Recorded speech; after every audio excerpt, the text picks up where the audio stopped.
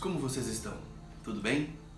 Antes de mais nada, eu gostaria de mandar um carinhoso abraço em Cristo Jesus a alguns irmãos e irmãs que nos escreveram em vídeos anteriores e que seria muito bom reconhecer e principalmente agradecer pelos lindos comentários que deixaram. A equipe do canal Assim Diz o Senhor manda um carinhoso abraço ao irmão Carlos, que nos escreveu de Umuarama, Paraná, o irmão Eduardo, de Maringá, também do Paraná, e a Nicole, de Buenos Aires, Argentina. Esse aí veio de meio longe, né? Muito obrigado por assistir os nossos vídeos e esperamos em Deus que muitas mais pessoas possam ouvir a mensagem de Deus escrita em sua palavra. Após este lindo momento, quero dar início ao tema de hoje, o segundo retorno de Jesus a esta terra. Meu nome é Diego, eu sou teólogo protestante e hoje nós vamos começar esse vídeo com esse tema. Vamos começar? Bom, para todo cristão genuíno, falar deste assunto em particular gera uma alegria e um desejo enorme de que aconteça o quanto antes. E isso é muito bom, sério mesmo. Que o próprio Deus resolvesse vir a este mundo contaminado pelo pecado é algo que continua a mexer com a nossa cabeça. Porque se dependesse de nós, nunca que viríamos salvar ninguém, jamais, nem em 10 mil anos. Mas graças a Deus que não depende de nós, não é mesmo? Quando o plano da redenção ficou pronto, foi avisado à raça humana que Jesus viria. E Gênesis 3,15 nos diz: farei que haja inimizade entre você e a mulher, e entre a sua descendência e o descendente dela. Ela lhe ferirá a cabeça, e você lhe ferirá o calcanhar. E foi exatamente isso que o mestre fez. Esmagou a cabeça da serpente e deu à raça humana uma oportunidade de ter seus pecados perdoados e serem novamente aceitos na presença de Deus através dos méritos de Cristo. No entanto, devemos ser sinceros com nós mesmos. Jesus falou diversas vezes que ele iria embora e que depois voltaria. Agora, como que é isso? Quando? Onde? Após ter visitado o templo de Jerusalém, os discípulos de Cristo lhe mostraram o belo templo, né? A sua majestosa construção, quão magnífico se via do lado de fora. Pensando eles que Jesus concordaria, muito pelo contrário. Ele reafirmou que tudo isso seria destruído quando Israel mesmo fosse destruída pelo Império Romano, cerca de 40 anos depois. Ao caminharem por aí, acabaram no Monte das Oliveiras. Cristo se senta e seus discípulos e seguidores não podiam mais aguentar a dúvida cruel que estava dilacerando seus corações. Mateus 24,3 diz: mais tarde Jesus assentou-se no Monte das Oliveiras. Seus discípulos vieram até ele em particular e perguntaram-lhe: diga-nos, quando tudo isto vai acontecer? E que sinal indicará a sua volta e o fim dos tempos? Bom, foi uma pergunta simples, direta e cheia de desejo de saber. Eles estavam sendo sinceros em suas indagações e Cristo queria muito abrir a mente deles para lhes explicar o que eles mesmos deveriam escrever futuramente e repassar para toda a humanidade no decorrer dos milênios. Não seria nada fácil ouvir o que eles estavam prestes a ouvir. Eu considero no mínimo interessante a forma como Jesus resolveu dar início ao que seria a maior explicação, o maior desdobramento de eventos futuros que o ser humano já teve o privilégio de ouvir. Mateus 23,4 diz: Jesus respondeu: não deixem que ninguém nos engane. Interessante, não acha? Porque o Salvador do mundo começou sua explicação dizendo para seus discípulos tomarem muito cuidado para não serem enganados. Bom, os discípulos não perceberam, e meio que demorariam um pouquinho além do normal para perceber, que Jesus não voltaria no tempo de vida deles. E como sabemos, já se passaram mais de 2000 anos desde essa conversa. Então, para que não surtassem, creio eu, Jesus começou sua revelação de modo a não despertar confusão. O mundo mudaria drasticamente cada vez mais, século após século. Como? Então, 2 Timóteo 3, 1-5 nos explica: saiba que nos últimos dias haverá tempos muito difíceis, porque as pessoas só amarão a si mesmas e ao dinheiro. Serão arrogantes e orgulhosas, zombarão de Deus, desobedecerão aos seus pais e serão ingratos e profanos. Não terão afeição e nem perdoarão. Caluniarão outros e não terão autocontrole. Serão cruéis e odiarão o que é bom. Trairão os amigos, serão imprudentes e cheios de si, e amarão os prazeres ao invés de amar a Deus. Serão religiosos apenas na aparência, mas rejeitarão o poder capaz de lhes dar a verdadeira devoção. Fique longe de gente assim. Sabendo disto, Cristo precisou preparar o terreno para o que seria a maior revelação já feita ao ser humano. Seria difícil de digerir, então era bom falar as coisas sem qualquer anestesia. Foi do jeito que foi. Vocês perceberam como o mundo veio mudando de apenas uns poucos anos para cá? Coisas que antes eram normais, agora já não são. E se resolver defender a sua posição, você será sumariamente linchado. Às vezes até tentamos explicar ou ensinar alguma coisa, mas as pessoas parecem ter preguiça de ouvir, buscando apenas mestres que lhe digam apenas o que querem ouvir, e mais nada. E os sinais não seriam apenas no mundo social. No mundo natural também vai, e está acontecendo coisas. Mateus 24, 7 e 29 diz: uma nação guerreará contra outra, e um reino contra outro. Haverá fome e terremotos em várias partes do mundo. Imediatamente depois da angústia daqueles dias, o sol escurecerá, a lua não dará a luz, e as estrelas cairão do céu, e os poderes dos céus serão abalados. Mudanças bruscas de temperatura, ou temperaturas em que não são normais em determinadas épocas do ano. Lugares onde deveria fazer calor passou a fazer frio e vice-versa. O planeta está chegando ao seu fim e Cristo já havia alertado que isto seria desta forma pouco tempo antes do seu segundo retorno a esta terra. Satanás sabe muito, mas muito bem que é um inimigo derrotado. Desde que Jesus morreu e ressuscitou dos mortos, nos concedendo eterna salvação a todos os que acreditam nele, como tal, e de maneira quase que suicida, ele tentará matar quantos seres humanos seja possível até o fim. Para tal efeito, ele resolve utilizar pessoas que ensinarão mentiras e coisas fantásticas, porém mentirosas em seu núcleo. Mateus 24 nos diz: pois falsos cristos e falsos profetas surgirão e realizarão grandes sinais e maravilhas, a fim de enganar, se possível, até os escolhidos. Pessoas que dizem ter uma mensagem especial de Deus, distorcendo, deturpando da maneira mais blasfema e herética possível, tirará muitas pessoas dos retos caminhos do Senhor, dando maior atenção às tradições humanas do que o próprio "assim diz o Senhor". Tentarão de tudo quanto é forma, até fazendo sinais, prodígios de cura para dar maior peso às suas blasfemas afirmações.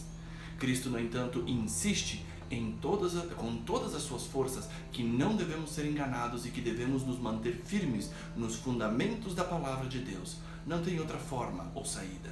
Somente em Deus e sob suas asas é que encontraremos verdadeiro refúgio e força para repelir estes satânicos ensinamentos e mentiras.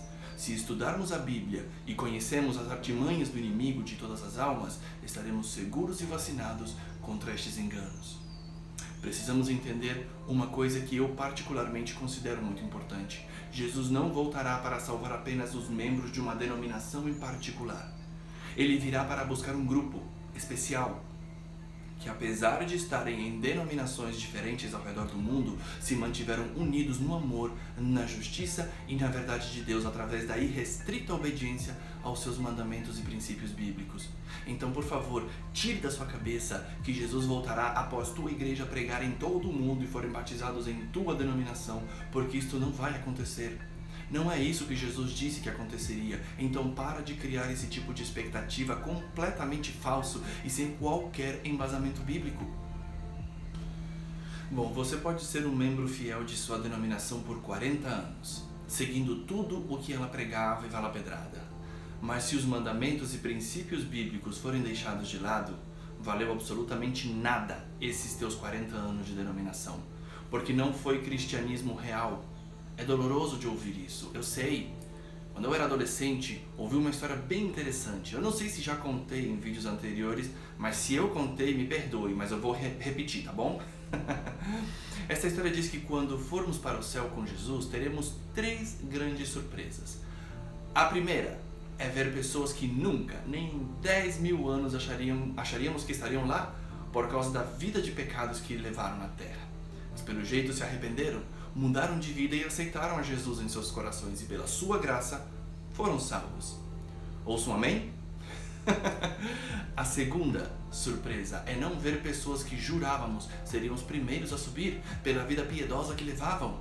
Pelo menos publicamente, mas pelo jeito levavam outra vida nos bastidores que nós não sabíamos e por isso se perderam para sempre. A terceira e grande surpresa, bom, é ver nós mesmos lá no céu. Entenda, Jesus vai voltar e não há nada que Satanás ou mesmo você possa fazer para impedir este glorioso, amado e tão esperado evento. Nosso lugar não é aqui. Devemos pregar as boas novas de salvação em Cristo Jesus para que quantos mais pessoas ouvirem, mais pessoas saberão, até que todos tenham ouvido e então terão a chance de decidir seus próprios destinos, seja com Deus ou com seu arqui-inimigo. Mas todos teremos a chance de salvação, então não tenham a menor dúvida. Após termos visto os sinais do retorno de Jesus, vamos falar agora do seu retorno em si. Como será? Será um evento misterioso ou público de modo que todo mundo veja? Para responder tais perguntas, somente usando a revelação de Deus que encontramos na Bíblia, em nenhum outro lugar, não é mesmo? Existem por aí pessoas que dizem que Jesus virá de uma maneira secreta e literalmente raptará os corpos, porque as roupas ficarão para trás de seus escolhidos e os levará ao céu. Eu principalmente não vejo muito sentido nisso, então vamos à Bíblia. Apocalipse 1:7 diz: Vejam, ele vem com as nuvens do céu e todos o verão, até mesmo aqueles que os traspassaram, e todas as nações da terra se lamentarão por causa dele. Sim, amém. Percebemos aqui alguns detalhes, entre eles, e o mais importante, é que todos verão Jesus voltar. Não importa em que parte do planeta você se encontre, você será capaz de ver este maravilhoso acontecimento. Porém, vemos que as surpresas não param por aí. Jesus não voltará da mesma forma que o fez na primeira. Desta vez, a coisa será completamente diferente. Mateus 24:30 diz: Então, por fim, aparecerá no sol o sinal da vinda do Filho do Homem, e haverá grande lamentação entre todos os povos da terra. Eles verão o Filho do Homem vindo nas nuvens do céu com poder e grande glória. E é claro que o Rei dos Reis e Senhor dos Senhores virá devidamente escoltado. Pois Mateus 25:31 diz: Quando o Filho do Homem vier em sua glória, acompanhado de todos os seus anjos, ele se sentará em seu trono glorioso. Não será apenas um emissário, o próprio Cristo virá. Ele mesmo compara seu retorno a um ladrão que repentinamente apareceu numa casa para roubar. Como assim, Diego? Você não acabou de dizer há poucos momentos atrás que não será um evento secreto e sim um evento global? Como que agora você nos diz que a vinda de Jesus será repentina como um ladrão? Calma aí, gente. Como diria um professor, me permita explicar. 2 Pedro 3,10 nos diz: Contudo, o dia do Senhor virá como um ladrão. Os céus desaparecerão com terrível estrondo, e até os elementos serão consumidos pelo fogo, e a terra e tudo que nele há serão expostos. Dito de maneira simples, o retorno de Jesus será repentino para aqueles seres humanos que não se prepararam para o retorno do Senhor. Mas para os seus filhos, que aguardam há milênios o retorno do Mestre, será um evento inesquecível. Então, Jesus trará consigo dois tipos de recompensas, já que separará todo mundo em todas as épocas em dois grandes grupos. O primeiro, ovelhas, que são os salvos. O segundo, os cordeiros, que são os perdidos. Segundo 1 Coríntios 15, 51-54 e 1 Tessalonicenses 4, 16-17, os salvos que estiverem vivos no retorno de Jesus serão transformados em criaturas perfeitas e serão arrebatados nos ares e colocados ao lado do Senhor. Os salvos mortos passarão pelo mesmo processo que os vivos, porém antes de tudo isso, eles serão ressuscitados. Agora os perdidos, como dizer isto? Apocalipse 6, 15-17 nos revela que eles passarão por momentos de espanto e medo. Outros morrerão, conforme vemos em 2 Tessalonicenses 2, 8. Os perdidos que jazem na sepultura, segundo Apocalipse 25, permanecerão mortos. E isto precisa ficar claro. Quando Jesus voltar, ele julgará todos os seres humanos que viveram desde Adão e Eva até nós. Ninguém ficará sem ser avaliado, por isso é de extrema importância que levemos uma vida de acordo aos princípios bíblicos e não em tradições humanas. A graça salvadora do Mestre salvará a todos quanto colocarem sua confiança em Deus e somente nele. Agora, existem pessoas que dizem que Deus não existe e esse negócio de segunda vinda de Jesus não irá acontecer. E diante de tantos eventos que vêm acontecendo e que demonstraram que Jesus estava falando a verdade, ele prometeu voltar por seus filhos que, apesar de todas as dificuldades, se mantiveram firmes na fé, na lei e no amor de Jesus. Para eles, a promessa de João 14, Os versos 1 a 3 é especial. Não deixem que seu coração fique aflito. Creiam em Deus, creiam também em mim. Na casa de meu pai há muitas moradas. Se não fosse assim, eu lhes teria dito: vou preparar lugar para vocês, e quando tudo estiver pronto, virei buscá-los para que estejam sempre comigo onde eu estiver. O que acontecerá depois? Bom, segundo a Bíblia descreve, o milênio e o julgamento final terão lugar. Mas isso, bom, é assunto para um outro vídeo, não é mesmo? Bom, meus queridos, chegamos ao final de mais um vídeo em nosso canal. Foi maravilhoso demais falar desta celestial esperança que é o retorno do nosso amado Mestre a esta terra para nos levar para o nosso verdadeiro lar. Por favor, prepare-se, não deixe para amanhã, entregue-se sem reservas ao nosso Senhor e suas promessas se cumprirão em tua vida. Lembrem-se, não acredite em tudo que vê ou escuta, mas faça o teste com a eterna palavra de Deus, já que para um cristão nada mais importa a não ser assim diz o Senhor. Até a próxima.